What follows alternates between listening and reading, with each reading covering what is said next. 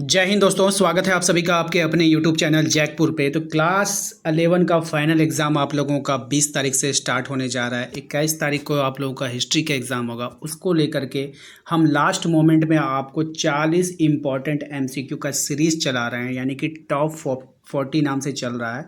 और अभी तक लगभग हमने हिस्ट्री का आपको 6 वीडियो ये टॉप 40 का हमने अवेलेबल करवा दिया है। ये इसका 7वां वीडियो है। इसके बाद एक वीडियो और आएगा, यानी टोटल 8 वीडियो आपको मिलने वाला है टॉप 40 सीरीज का।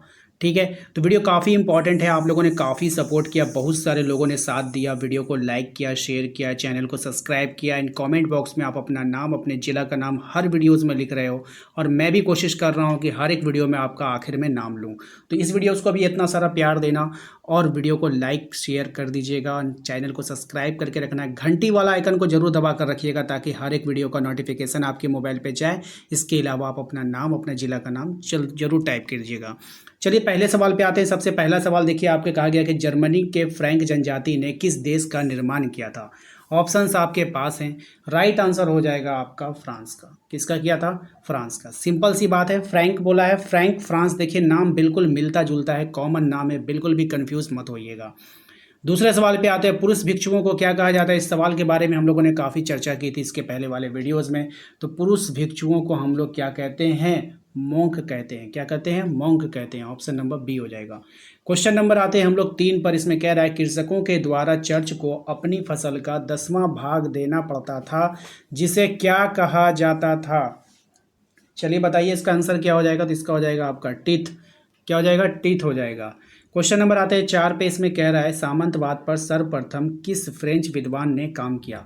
तो सामंतवाद पर सर्वप्रथम जो काम किया था, मार्क ब्लॉक ने किया था। ऑप्शन नंबर सी इसका करेक्ट आंसर होगा। क्वेश्चन नंबर आते हैं 5 पे। इसमें कह रहा है आपसे कि हेनरी सप्तम ने ड्यूटर वंश की स्थापना कब किया था। तो इसने किया था आपका ऑप्शन नंबर सी 1485 में। ठीक है, क्वेश्चन नंबर आते हैं हम लोग 6 पे। जर्मनी किस महाद्वीप में है? आपको बतानी है कि जर्मनी जो है आपका, वो आपका यूरोप महाद्वीप में है। ऑप्शन नंबर बी हो जाएगा। क्वेश्चन नंबर आते हैं 7 पे। क्वेश्चन नंबर 7 में कह रहा है, इंग्लैंड में सामंतवाद का विकास कब हुआ। तो इंग्लैंड में जो सामंतवाद का विकास हुआ वो 11वीं शताब्दी से हुआ था। ऑप्शन नंबर सी इसका करेक्ट आंसर होगा। क्वेश्चन नंबर आते हैं 8 पे। इसमें कह रहा है, यूरोप में सबसे पहले विश्वविद्यालय कहाँ पर स्थापित हुआ था। तो यूरोप में सबसे पहले जो विश्वविद्यालय स्थापित हुआ वो इटली में हुआ था। ऑप्शन नंबर सी इसका करेक्ट आंसर हो जाएगा। क्वेश्चन नंबर आते हैं 9 पे। सामंती समाज का अधिक्रम नहीं था। क्या नहीं था? तो किसान। कौन नहीं था? किसान नहीं था। बाकी राजा, ड्यूक, नाइट, ये सब क्या था। क्वेश्चन नंबर आते हैं 10 पर। कैथोलिक चर्च का स्वामी क्या कहलाता है। तो कैथोलिक चर्च का जो स्वामी है वो पोप कहलाता था। ऑप्शन नंबर बी हो जाएगा इसका करेक्ट आंसर। क्वेश्चन नंबर 11 पे आते हैं। क्वेश्चन नंबर 11 में कहा जा रहा है, मार्टिन लूथर का संबंध जो है वो कौन से देश से था। 4 ऑप्शन आपके पास हैं, ध्यान से देखिए। सही जवाब हो जाएगा आपका जर्मनी। ऑप्शन नंबर बी इसका यहाँ पे करेक्ट आंसर हो जाएगा। क्वेश्चन नंबर आते हैं 12 पे। सामंती समाज का कौन अंग नहीं था। सामंती समाज का कौन अंग नहीं था ये बताना है। तो सर्फ नहीं था, बाकी ड्वेक, बैरन, नाइट ये सब था। ठीक है, क्वेश्चन नंबर आते हैं हम लोग 13 पे। जॉन कैल्विन का संबंध किस देश से था। जॉन कैल्विन का संबंध किस देश से था। तो फ्रांस से था। जॉन कैल्विन का संबंध किससे था? फ्रांस से था। क्वेश्चन नंबर आते हैं 14 पे। गॉल का नाम बदलकर क्या रखा गया। गॉल का नाम बदलकर क्या रखा गया था। तो फ्रांस रखा गया था। क्या रखा गया था? फ्रांस रखा गया था। क्वेश्चन नंबर आता है 15 में। सर्फ किसे कहा जाता था। सर्फ जो है वो किसे कहा जाता था बताना है। तो भूदान को सर्फ कहा जाता था। ऑप्शन नंबर सी हो जाएगा। क्वेश्चन नंबर आते हैं हम लोग, सॉरी यहाँ पे थोड़ा सा नंबरिंग मिस्टेक है। यहाँ पर नंबरिंग मिस्टेक हो गया, तो आप लोग क्वेश्चन पे ध्यान दीजिए, नंबर पे ध्यान बिल्कुल भी ना दें। चलिए यहाँ पे देखते हैं। कहते हैं, न्यूटन ने किस सिद्धांत का प्रतिपादन किया था। तो न्यूटन ने जो सिद्धांत का प्रतिपादन किया था वो ईथर नहीं, गुरुत्वाकर्षण का प्रतिपादन किया था। किसने किया था? गुरुत्वाकर्षण का। ठीक है, चलिए अगले सवाल पे आते हैं। क्वेश्चन नंबर नहीं देखना, नेक्स्ट क्वेश्चन को देखिए। कोलंबस ने स्पेन का झंडा कहाँ गाड़ा था। तो कोलंबस ने जो स्पेन का झंडा गाड़ा था वो गुयाना द्वीप में गाड़ा था। कहाँ पे गाड़ा था? गुयाना द्वीप में। याद रखिएगा, ऑप्शन नंबर बी हो जाएगा इसका। नेक्स्ट क्वेश्चन है आपका, डेकोरेशन किसकी कीर्ति है। अच्छा सवाल है। डेकोरेशन जो है वो किसकी कीर्ति है। तो हो जाएगा आपका बुकाशियों की। किसकी कीर्ति है? बुकाशियों की कीर्ति है। नेक्स्ट आते हैं अगले सवाल पे कि ग्रिगोरियन कैलेंडर का आरंभ कब हुआ था। ग्रिगोरियन कैलेंडर का जो आरंभ हुआ वो 1582 में हुआ। ऑप्शन नंबर ए हो जाएगा। ठीक है, नेक्स्ट सवाल है आपका कि मानवतावाद का जनक किसे माना जाता है। तो मानवतावाद का जो जनक माना जाता है वो माना जाता है आपका फ्रांसिस्को पेट्रो को। ऑप्शन नंबर ए हो जाएगा। अगले सवाल पे आते हैं। अगला सवाल देखिए क्या है हमारा, कह रहा है कि गुटेनबर्ग तथा कैक्सर को किस कार्य का श्रेय मिला है। तो गुटेनबर्ग और कैक्सर को जो श्रेय मिला था वो कौन से कार्य के लिए मिला था, तो छपाई खाना चलाने के लिए। ठीक है, क्वेश्चन नंबर आते हैं, नेक्स्ट सवाल पे आते हैं। क्वेश्चन नंबर तो गड़बड़ ही हो चुका है।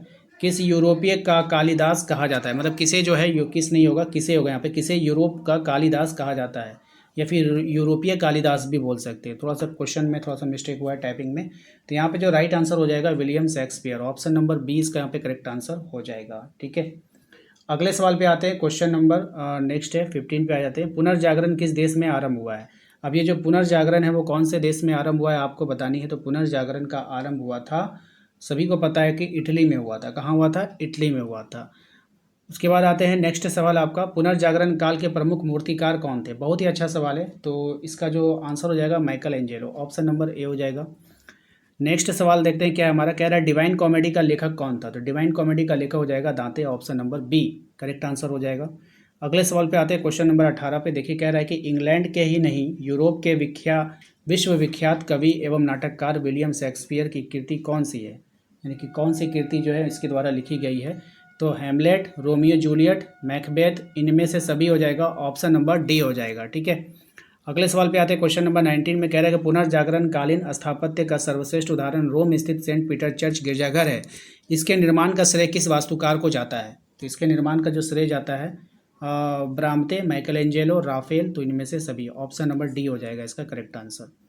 अगले सवाल पे आते हैं। क्वेश्चन नंबर 20 में कह रहा है इसमें कि इटली के पुनर्जागरण का जनक किसको कहा गया है। तो इटली के जो पुनर्जागरण का जनक कहा गया है पेट्रोक को कहा गया है। ऑप्शन नंबर सी हो जाएगा इसका करेक्ट आंसर। अगले सवाल पे आते हैं कि जर्मनी में किसानों का विद्रोह कब हुआ था। तो जर्मनी में जो किसानों का विद्रोह हुआ था वो हुआ था आपका 1525 में। ऑप्शन नंबर बी हो जाएगा। ठीक है, अगले सवाल पे आते हैं यूरोप में आधुनिक युग का आरंभ होना कब माना गया है।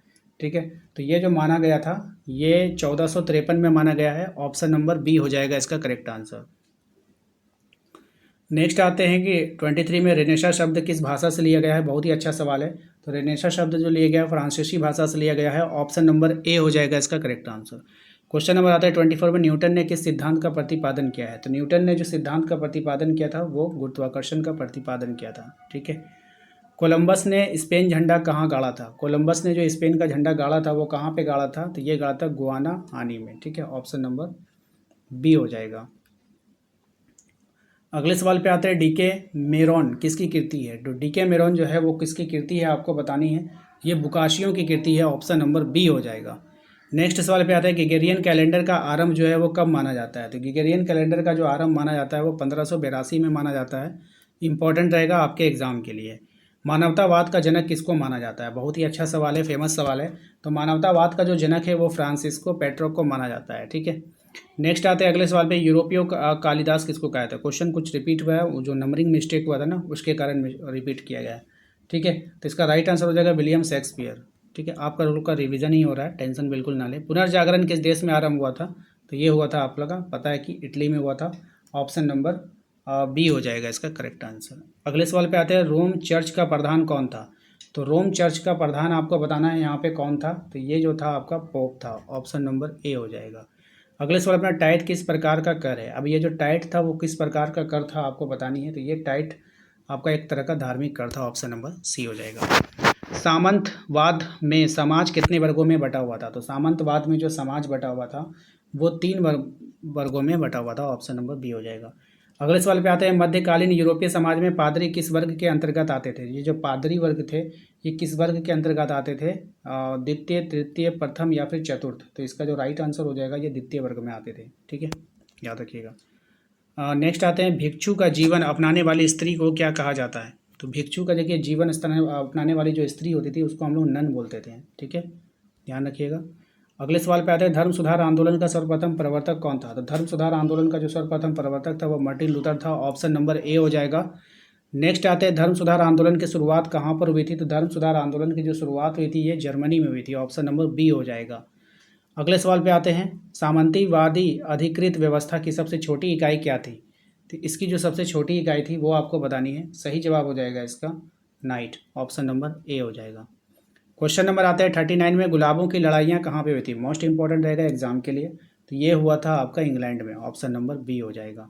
क्वेश्चन नंबर आते हैं 40 में, मॉन्क और नन रहते थे, कहाँ रहते थे आपको बतानी है। तो मॉन्क और नन जो रहते थे ये मठ में रहते थे, ऑप्शन नंबर सी हो जाएगा। ठीक है, इसके बाद जो है हमारा कुछ फायर क्वेश्चन है, आप लोग को उसका आंसर करना है। ठीक है, वीडियो को लाइक कर दीजिए, चैनल पे जो लोग पहली बार आए सब्सक्राइब जरूर कर लीजिएगा। ये आज का फायर क्वेश्चन है कि 5 क्या है? सामंत है, कृषक है, जागीर है या फिर बिशप है? इसका आंसर आप लोग को कॉमेंट बॉक्स में देना है। ठीक है, इसके बाद फायर क्वेश्चन 2 आपका है, इसका भी आंसर आप लोग को कमेंट बॉक्स में देना है कि ईसाई धर्म का प्रथम पोप किसे माना जाता है? ग्रेगोरी को, पायस को, पॉल को, इनोसेंट को। ठीक है, वीडियो को लाइक कर दीजिए, चैनल पे पहली बार आए हैं सब्सक्राइब करके घंटी वाले आइकन को प्रेस कर लीजिएगा। यदि आप हमें सपोर्ट करना चाहते हैं, वीडियो को प्रमोट करना चाहते हैं तो फिर चैनल को सब्सक्राइब करके वीडियो को लाइक करके कमेंट में आप अपना नाम, अपने ज़िला का नाम टाइप कर सकते हैं।